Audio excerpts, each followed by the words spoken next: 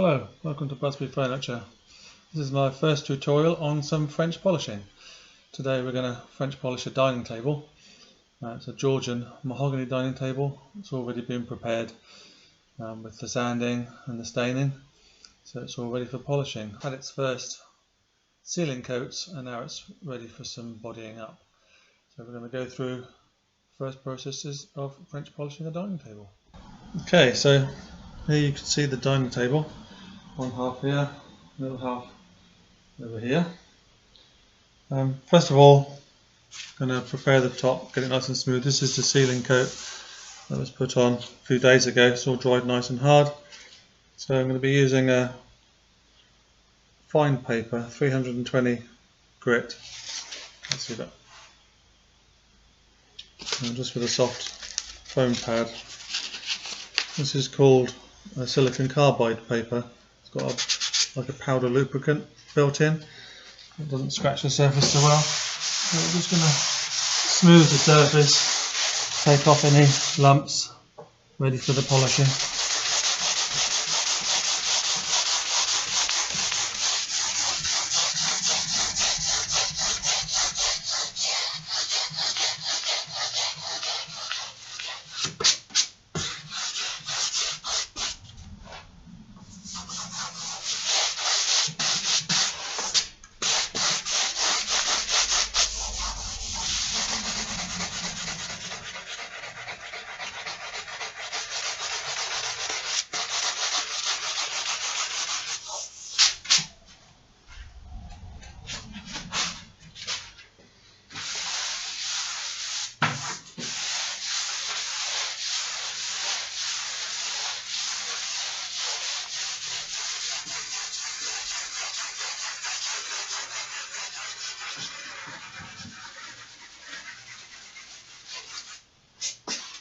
Grain direction at the moment isn't critical. You can go sideways, up and down. Not necessarily directly across isn't the best idea, but it doesn't actually do that much harm at this stage because we're just very light sanding. Okay, so that's all nice and smooth now.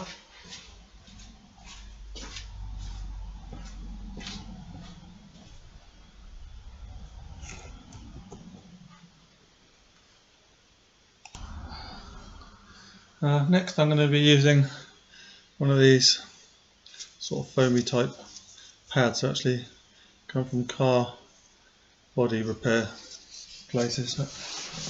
They do a really nice job of just preparing the surface and getting it nice and smooth and clean, ready for when we're polishing. Get rid of the last little bits off.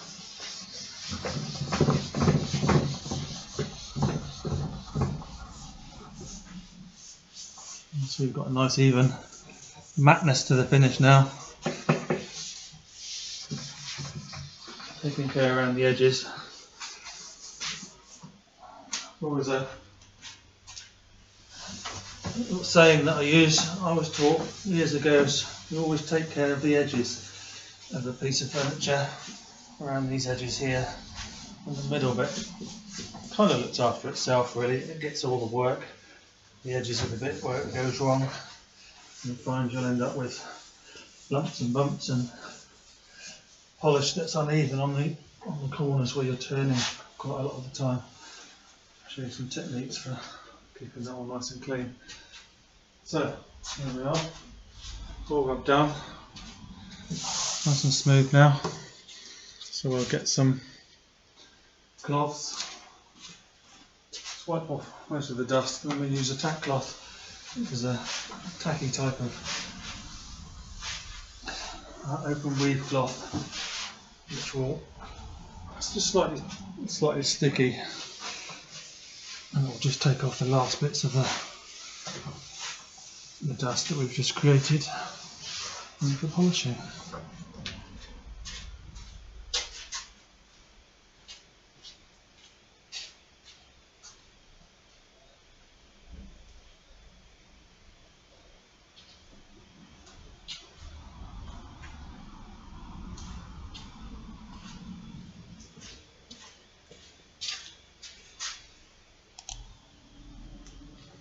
Okay, so we've got a new tack cloth. They come in a sealed bag.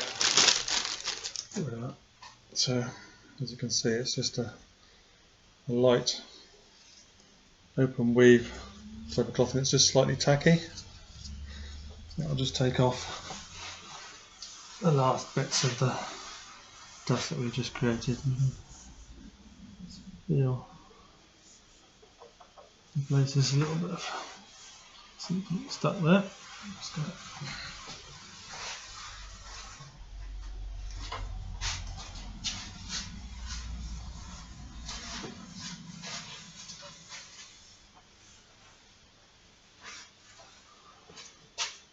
Okay, now we've got our dust free enough surface. We're going to start applying some polish.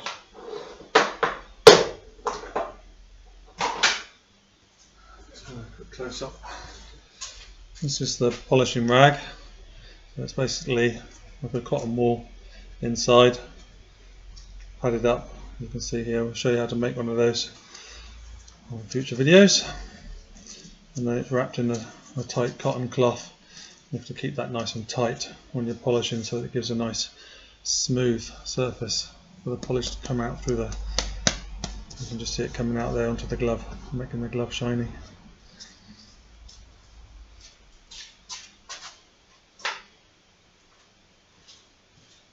So here we have my pot of French polish. This is a mix I used of button polish mixed 50% with tabletop clear polish. The button polish I find to be a bit soft, and when you're trying to work it, it goes a bit sticky.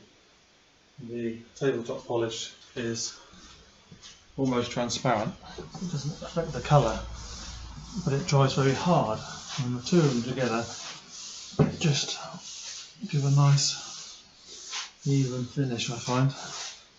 So I'm just going to start taking off any of the final dust with that very, very light, quick go over with a polish rag called rubber. Just pulling straight across all the time. You can see the shine starting to come up straight away, and where we've made it nice and smooth. So just going across the surface, straight lines, just with a quick whip round on the ends, taking the pressure off as you get to the corners, and then just go straight across. I'll zoom in a minute so you can see what's happening. We're literally just starting off by going straight across like an S formation, backwards and forwards, so I've covered the whole top. Doesn't matter about going over where I've been before. It's a very, very fine layer that we're putting on. It dries almost instantly at this stage anyway. By the time I've gone over 4 or 5 times, I've covered all the bits I missed on previous passes. And don't worry about trying to cover every single part of the table on every single pass. It doesn't work like that. So I've just put some more polish on the rag. You can just see it just starting to soak in there. Just a little dip in there. Most important thing is not to put too much polish on. You start putting a lot of polish onto your rubber and start forcing it out too early, you'll just end up with a sticky mess. The idea is that it's drying as you're doing it, and the polish in the rubber isn't too great, so that when you can put a bit more pressure down onto the top to get the polish to come out through the cloth on the face of the rubber, you'll force it down into the grain and start filling the grain a bit quicker.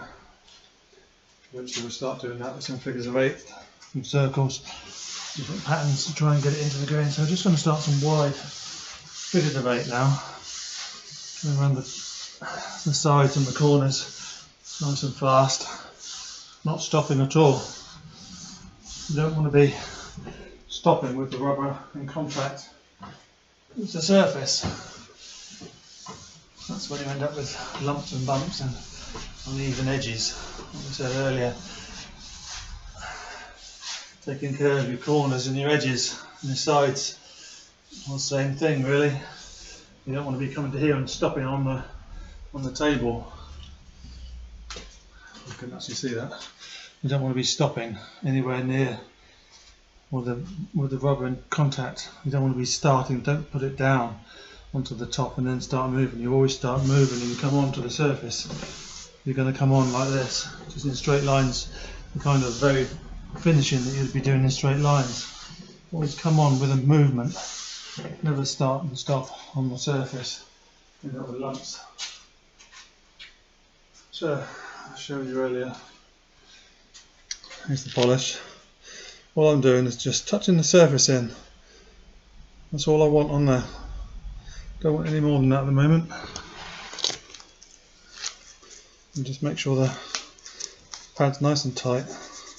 Just push any wet polish back down into the cloth, and then we've got our rubber ready to go. So we carry on with some wide figures of 8.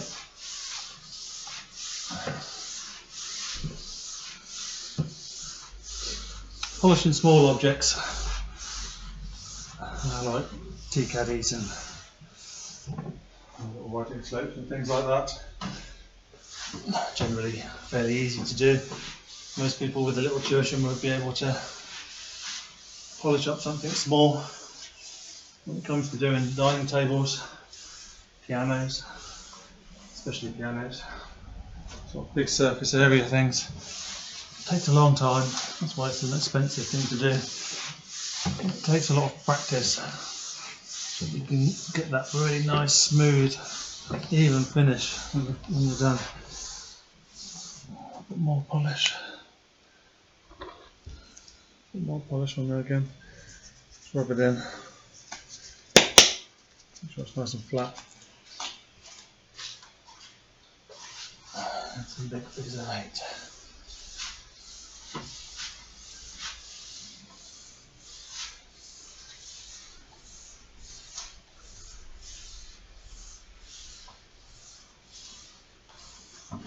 Okay, now the polish is fairly well out of the rag.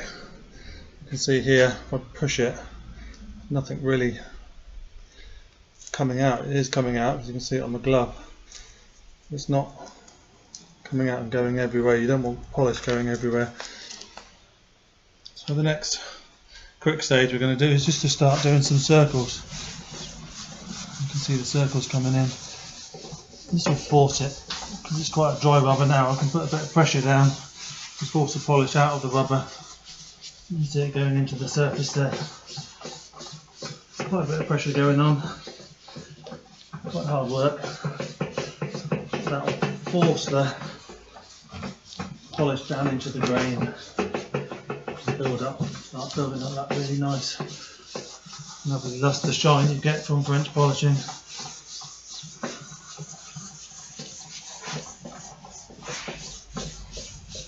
Get asked what's the difference between French polish and a lacquer, and the way that it looks. How can you tell the difference? The main difference is obviously how it's put on. It's a lot longer doing French polishing. The French polish is being forced down into the grain, so it's a kind of an internal finish within the wood almost. It gets built up, it's just kind of being pushed into the grain. Whereas a lacquer is a heavy, thick finish that is just applied to the top of the grain, which basically fills it all up. That's how it looks so different, because this doesn't build up to well, it can do if you keep going, to a big, thick finish. Even when you're doing pianos, when you finish the piano finish and you've filled the grain completely, you've still got that soft sort of glow about it rather than that heavy shine you get from a lacquer.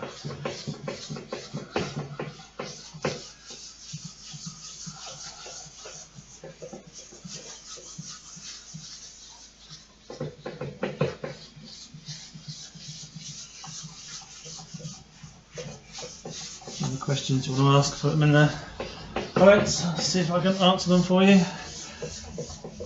I've been doing this for about 35 years now. Not this table, obviously. This table's only taken me 30 years. Feels like you're doing it for 30 years sometimes. Do a good few hours on this table. Arm will start to ache. Really are when you're polishing like this. And I'm not going to probably use any oil on this to lubricate. So I might get into that. I might just do a little bit just to show you with the linseed oil to lubricate the rubber. The grain on this table is very fine. It's not a deep grain, so it doesn't really need oil on it. If you can get away without using the oil, sometimes it's just a nicer finish. I've got two big leaves here on the go, so I can go from one to the other and let the polish dry out further on the one that I've been doing there. So let's move on to this one. Table around a little bit so you can see. Okay, let's just zoom in on that table a bit more.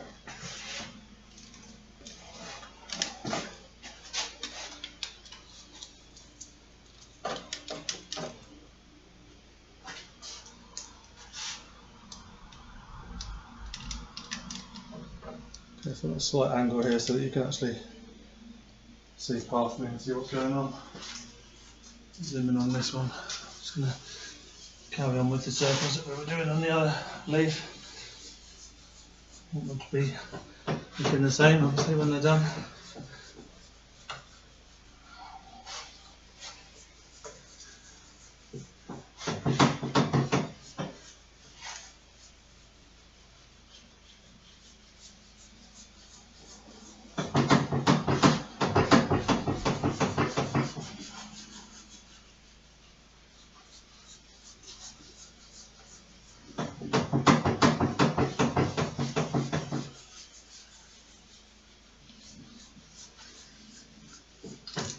Polishing an area with French polish, probably a maximum amount of time you're going to spend polishing. It's going to be a couple of hours. After that time, when you're going to start finding your arm and everything's going to be killing you. Also, the polish is going to start getting tacky when you've built it up on the surface. Thicker and thicker. Obviously it's going to take longer and longer to dry out, and you don't want to start getting to a stage where it's got too thick on there and you actually start wrapping the surface back up again. Put too much on too fast, it'll just pull it straight back off again into the rubber. Just going to move from one leaf to the other as well, just to let it dry on the surface nice and hard.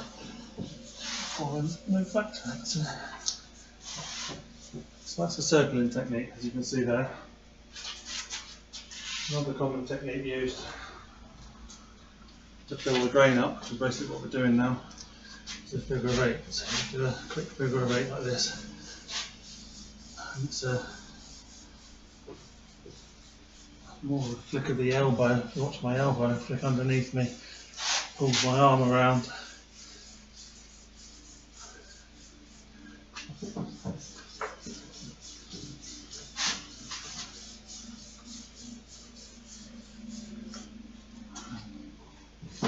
Surface up.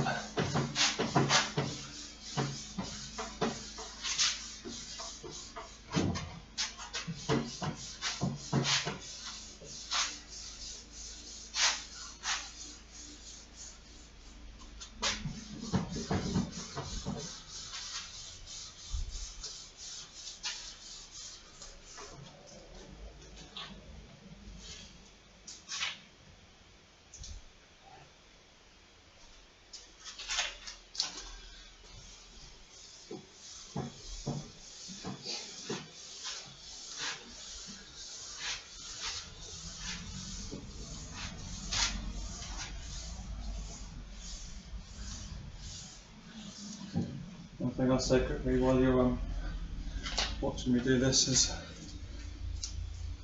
after a couple of hours, when you get to a stage where you want to leave the top to dry, polish will sink back, probably open the grain up, you might find it looking lovely. Oh yeah, that's a really nice shine, I'll leave that. Next day I'll come back, it'll be open up again, it's dried and shrunk back into the grain. When you get to the stage that you want to leave it, never leave it with circles on the top, or figures of eights on the top. Always pull it straight. Get away with leaving this sort of thing like this finished. If I wanted to leave this now, that will probably be okay. Yeah, got a nice straight surface there. If you leave it to go really hard with circles and stuff in there, you're going to rub it down, it's a nightmare to try and get them out again. So that's building up, so I'll just carry on doing that. Probably another 45 minutes or so now, I expect. Building it up, getting a nice shine on the surface.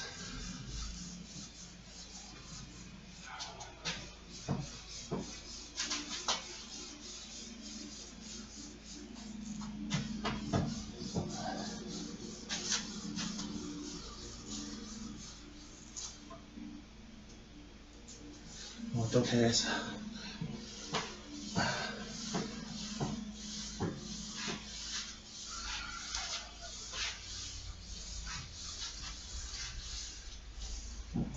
Back onto the other top. Let's move the camera around.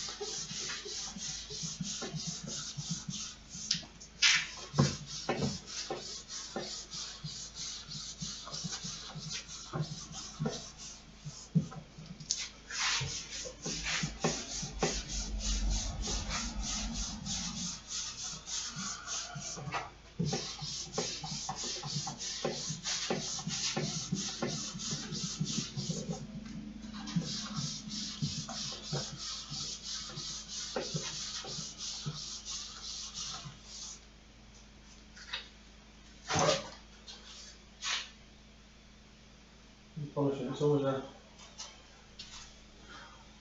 feel in your hand. What's it doing, how it's reacting with the surface, how much polish there is, and a feeling for how much pressure you need to put on. It's not just a question of wiping your arm backwards and forwards in around circles, it's all about the pressure and the speed you go, depending on what sort of finish you're going to end up with.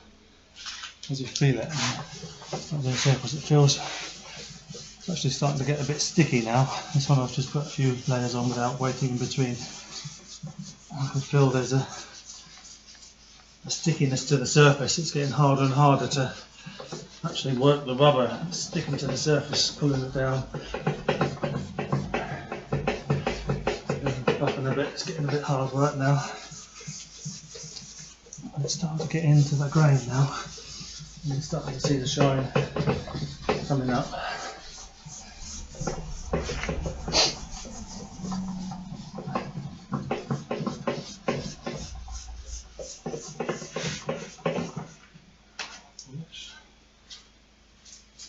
Get to a stage where you feel that it's actually grabbing the surface rather than sliding over it. You either need to wait, come away from the top, move to the other one. You could use a tiny bit of oil, linseed oil, just to lubricate the rubber. Same as any other oil really. When you're using something that rubs against something else, it just adds a little bit of lubrication. The oil works quite nicely.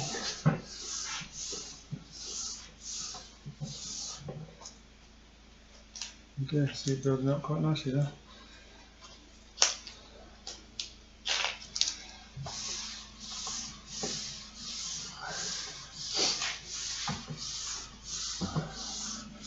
Normally I'd be doing this another half an hour or so, waiting in between, switching between the two.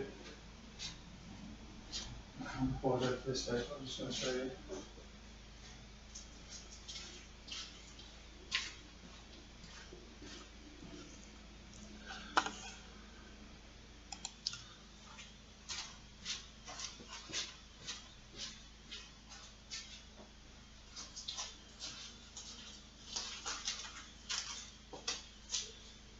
Down for the bottle. Yeah, it's just got methylated spirits inside. I'm just going to pour some onto the rag, onto the rubber, push it down in there. Several things it's doing now. It's obviously diluting the polish that's in the rubber. It's also cleaning the surface of this rubber, so now it's all nice and soft again. French polish will build up and start to dry on the surface of the rubber, so every now and again just clean it with a bit of mess, and all of a sudden it feels a lot more smooth again on the surface. Obviously had a few minutes just to dry off there, but I can start to put quite a lot of pressure onto the surface now, just doing some light figures of 8 almost. Very, very slight, almost straight. Figures of 8 allow me to turn at the edges quickly. Just a little flick round with the wrist. See the way the wrist is just turning, probably turning that much. You can see that going there, so when I come to the side here, it just flicks. Gives me that little bit of speed as I come around that corner, and as I get to the other side, again a flick in that direction. Gives you the speed on the corners. I need to start again, so I'm going to be moving as I come onto the surface. Flick on the corners, nice and fast. Stops the polish from sitting on the edges or having circle grooves.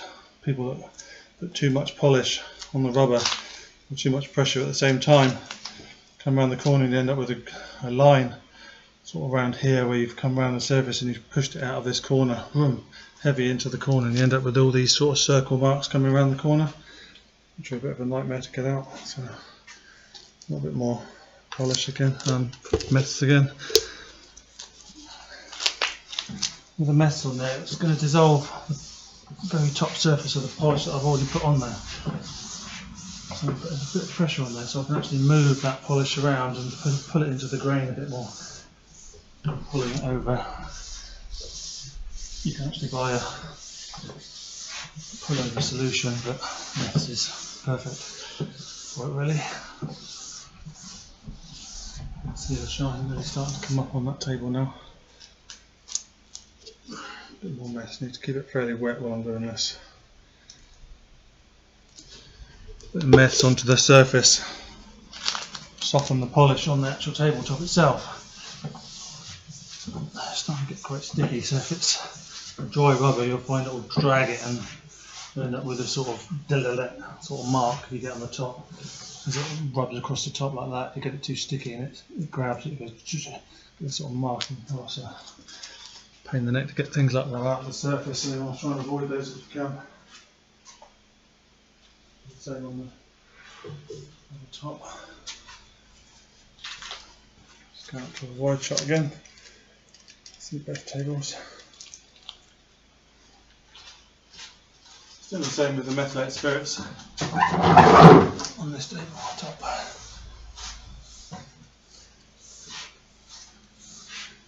So again, the changing from one top to the other allows the other one to dry off slightly. When I come back to it, it'll be a nice solid finish again.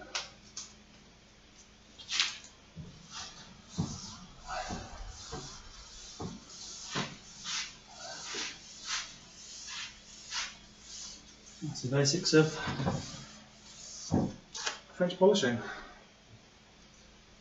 finish this off and I'll see you a minute at the end. Okay, so here we are, a few moments later, an hour or so. Polish is built up now to a nice level. Starting to getting a little bit tacky now, quite a lot tacky now, so I'm using just pure methylated spirits on the rag, and we're just pulling it stop here in a straight line. This time I'm actually coming off the surface and back on again. So I was just showing you the wide view of both tops. Let's just zoom back in on this one.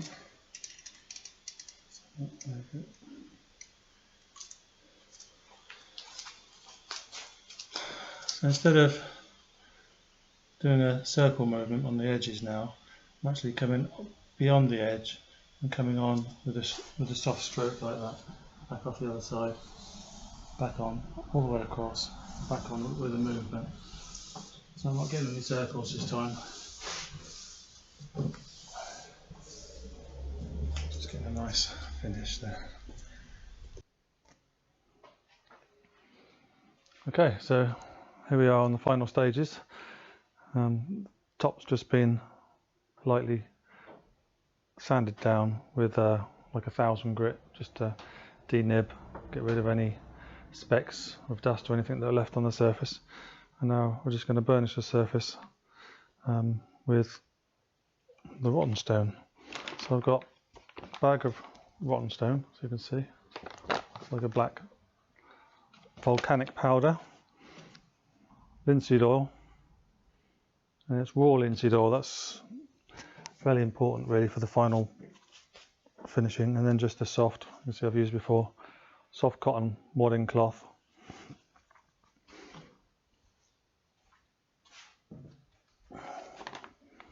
So what I'm going to do is just sprinkle the rotten stone over the surface, not too much.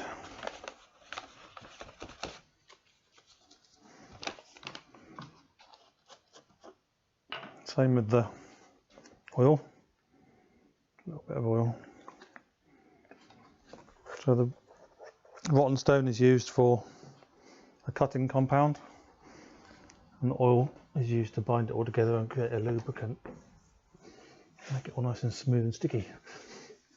So we're going to basically rub the surface with this. It's quite important that you go with the grain. With this, it's a fairly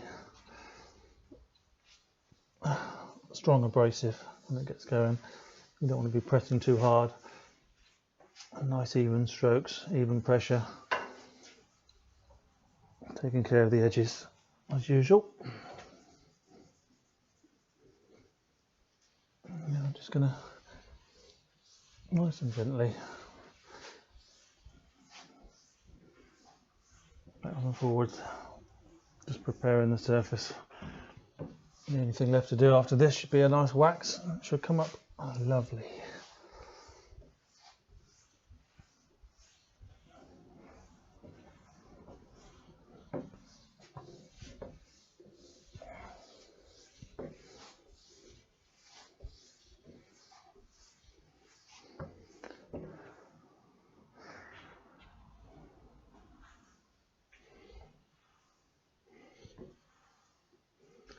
That's the other tabletop. All I'm going to do is use a little bit of 4-0 fine steel wool, 4 zeros, just wipe very gently off the surface. Just take off all that residue. Well, 99% of it anyway. There's always a little bit left over, and you generally leave it until the next day, or a few hours anyway, for it to dry off nicely, and then you can just use a clean piece of steel wool just to remove the last bit of the residue when it's dried off a bit. Then you can wax, which we'll show you later. So now you can see that's a really nice even finish. Get rid of all that. actually no pressure on there at all. I'm just taking off the surface oil, so I'm not going straight lines when I said so. Pressing that lightly, I'm not scoring or doing any damage, making any marks in it. So literally just the weight of my hand, less than that really. Just moving the oil. There you go.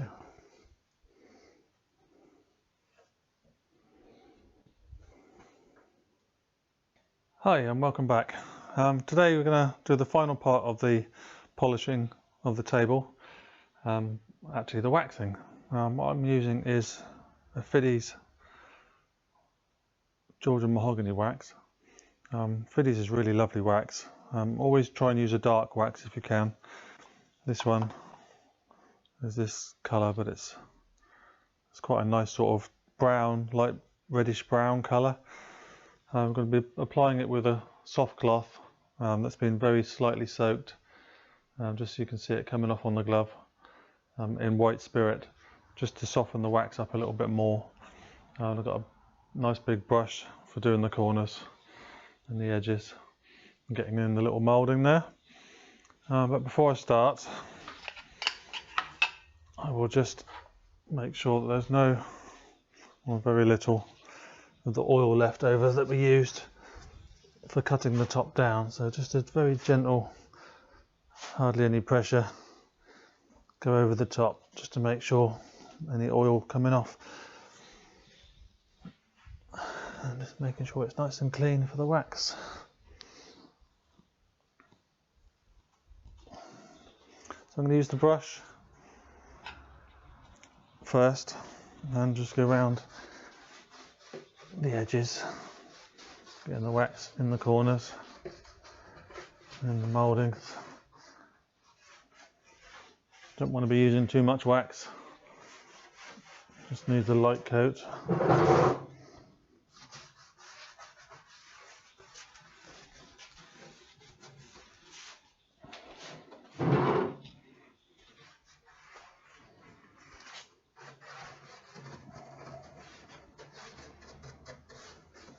Okay, and we're going to apply with the rag. Just a little bit in there, it's already nice and soft. Just going to work it into the surface there.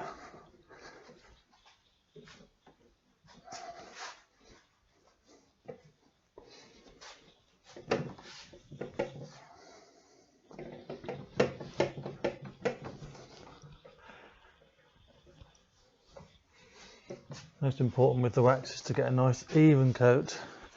You don't want a thick layer, it wants to be very nice and thin. All we're doing with the wax is just giving a little bit of luster and water protection for the French polish. Okay, and the next one.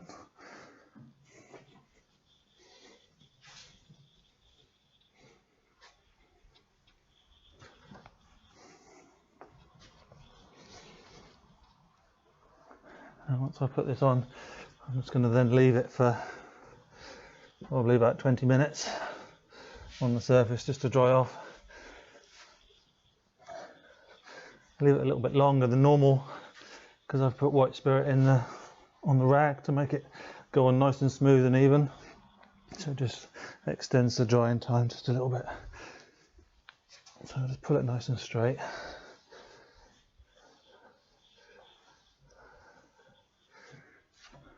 Okay, I'll see you back here in about 20 minutes.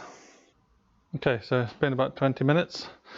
I've got my two rags, one for wiping off the excess to start with, and then one for buffing up a little bit more afterwards. So it's starting to go off now, so just going to slowly work the surface, move the wax and start creating the shine.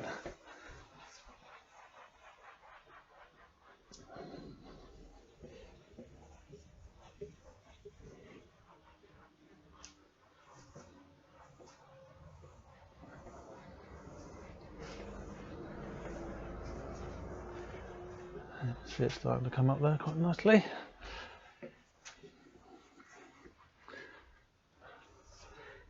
This rag's got quite a bit of wax on it, mostly dried from other uses, so it will probably get about 90% of the wax off. I'm going to go around the edges, and then I'll grab a little brush to finish that off into the moulding there. I'll do the same with this one.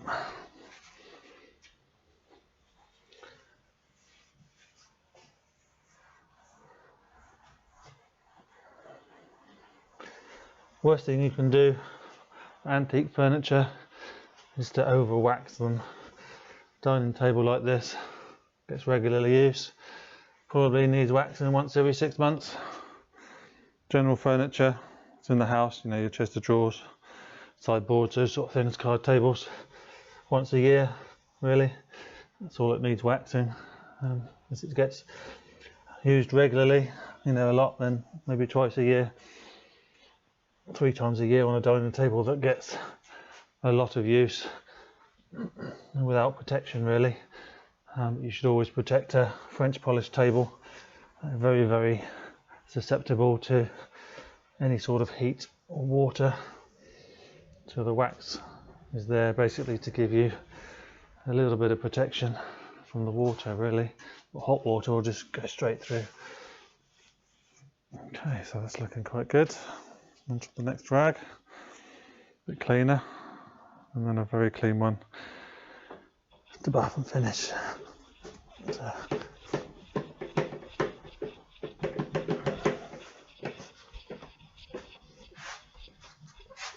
there we go.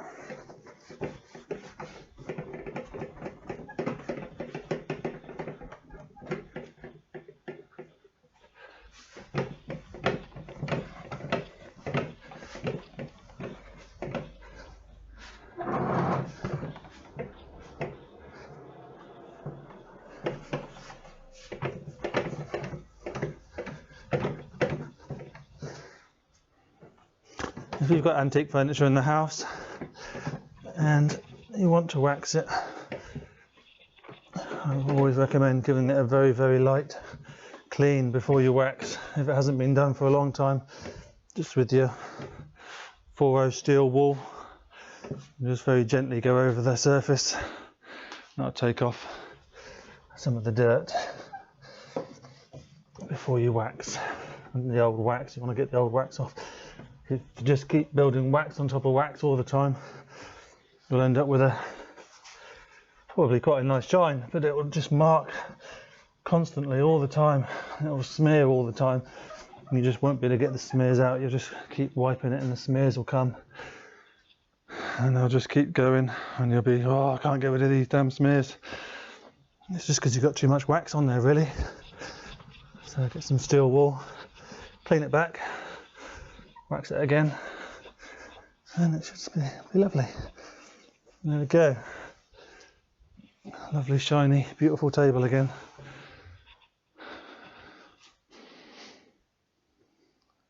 Any questions in the comments? Please like, subscribe. More tutorials coming. Got anything you want to see particularly for antique restoration or cabinet making? We're going to be going through quite a lot of stuff. So thank you for watching. I'll see you next time.